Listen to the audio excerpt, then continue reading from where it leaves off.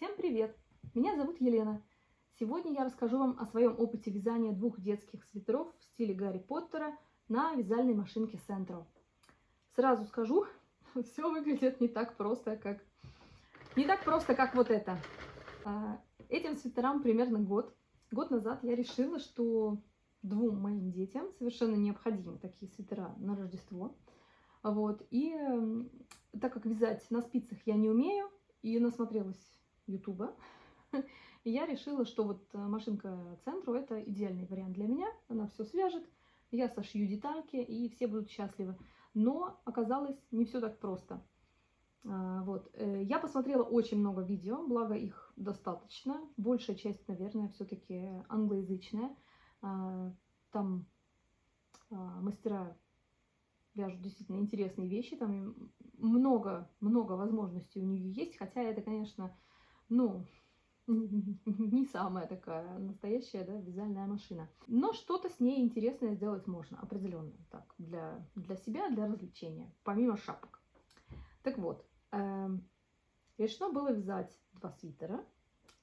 Свитера состоят из 4 прямоугольников, очень просто, да, перед, спинка и 2 рукава. Пряжи у меня как раз ушло 1 моток на перед, 1 на спинку и 1 на оба рукава, что в принципе на большой, что на маленький. Это примерно размер 122-128, и этот 98-104, примерно. Пряжу я выбирала просто самую обычную, дешевую, потому что я решила, что это пробный вариант, да, и не знаю, что вообще получится, поэтому сильно тратиться мне не хотелось. И я купила буквально самую дешевую пряжу из ближайшего магазина. Это в другом цвете, но та же самая марка. Сейчас я скажу. 50 грамм, 133 метра. Это была вот эта пряжа. И аналогичный вес, но она чуть-чуть, мне кажется, попушистее. 50 грамм, 133 метра, пряжа Gründel Lisa Premium Jeans. Все было достаточно бюджетно. Прежде чем вязать, надо сделать пробник из вашей пряжи, чтобы посмотреть плотность вязания, да, как оно получится. В идеале, мне кажется, что пряжа должна быть примерно вот такой вот толщины. Она рассчитана на спицы номер 7-8 примерно, да, то есть она гораздо толще, это заметно. Очень толстый свитер получается, но именно мне кажется, что крючки этой машинки как раз-таки рассчитаны на более толстую пряжу, чем на эту. Но, как видите, из тонкой пряжи тоже получается достаточно интересное полотно. После того, как мы связали образец, посчитали, сколько у нас рядов и сколько петель, точнее, сколько петель в рядах и в столбиках, можно рассчитать свои необходимые размеры по ребенку или по, например, какой-то его уже кофточке, которую он носит, и приступать к вязанию. Здесь все просто, как я уже сказала, это просто прямоугольник. Низ. Здесь я поленилась. Вот честно, я ленивая, ничего не могу с этим поделать. Стараюсь бороться, но никак. Значит, здесь просто было прямое полотно, и я просто закрыла первым попавшимся способом, достаточно легким. По-моему, даже крючком закрывались эти петли. Проблема только одна. Это было быстро, но это очень плохо тянется. Вот, например, я показываю натяжение подола и натяжение всего свитера. Да? Такой себе, конечно. То есть закрывать петли надо с умом, и желательно делать резиночку, потому что благодаря резиночке у нас ничего не закручивается здесь. Все красиво выглядит, но здесь та же самая проблема. Здесь почти не тянется, и здесь тянется очень хорошо. В манжетах это как бы менее актуально, но когда ребенок натягивает свитер через голову, плечи, да, вот этот момент, мне кажется, он не очень удобный. Итак, дальше.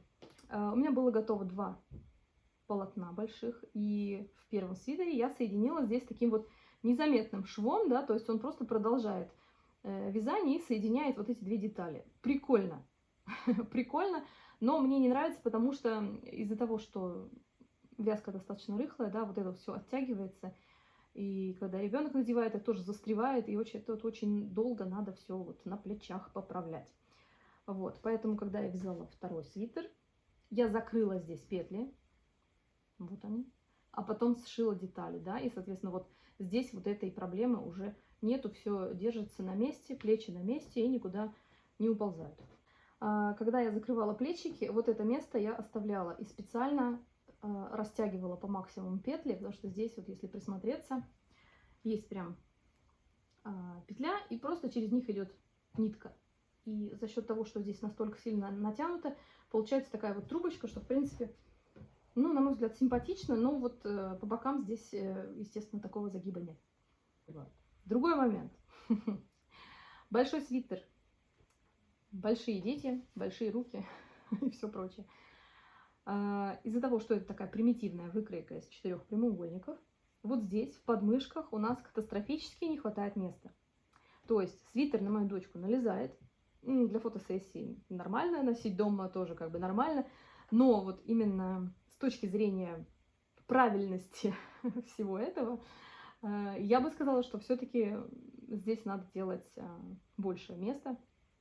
Более того, я видела, что на машинке Sendro можно так сделать. Сама я еще не пробовала, я, честно говоря, боюсь даже садиться за это, но, возможно, я когда-нибудь с этим тоже разберусь.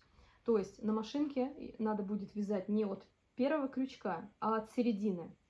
И вязать, например, от низа, и потом постепенно увеличивать количество петель с двух сторон. Либо наоборот, если вы вяжете сверху, ну это вообще без разницы, да, тут как решишь. Либо наоборот, начинать с большого необходимого количества и потом сужать. Вот. И тогда, конечно, вот этого давления в подмышках не будет. С маленьким свитером проще, потому что он меньше, ребенок тоже меньше.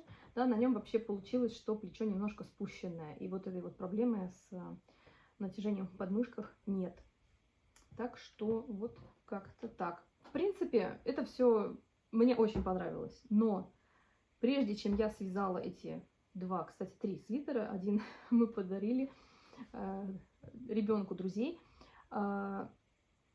очень много пришлось разбираться с вязальной машинкой, потому что выглядит это все просто, но там очень много таких моментов, когда или крючок пропускает, или он пропускает вообще не с краю, а в середине где-то вязания, и там получаются такие перекрученные петли. Пришлось очень-очень много распускать, прежде чем понять, как поднимать убежавшие петли, да, когда там все поползло, или не поднимать, а заново перевязывать. В общем, вязать стоит достаточно внимательно, да. Это очень легко, это очень приятно. Ты крутишь ручку, оно все делает. Можно легко войти в раж, а потом оказывается, что у тебя где-то дырка, и приходится все распускать и делать заново. Да, такова жизнь. Но, в принципе, если чуть-чуть потренироваться, вот сейчас, скорее всего, если я сяду вязать, я опять буду точно так же спотыкаться, пока я вот не настроюсь на нужный лад и не вспомню все, о чем, на что стоит мне там обращать внимание. Вот. В принципе, это был интересный челлендж. В принципе, думаю, что я как раз свяжу еще один свитер. Вот у меня есть такая прекрасная зеленая пряжа, тоже Grindle Lisa Premium Uni. И я думаю, что я свяжу из нее еще один слизеринский свитер. Вот. И я бы даже сказала, что эта пряжа нравится мне даже больше, потому что она более такая плотненькая.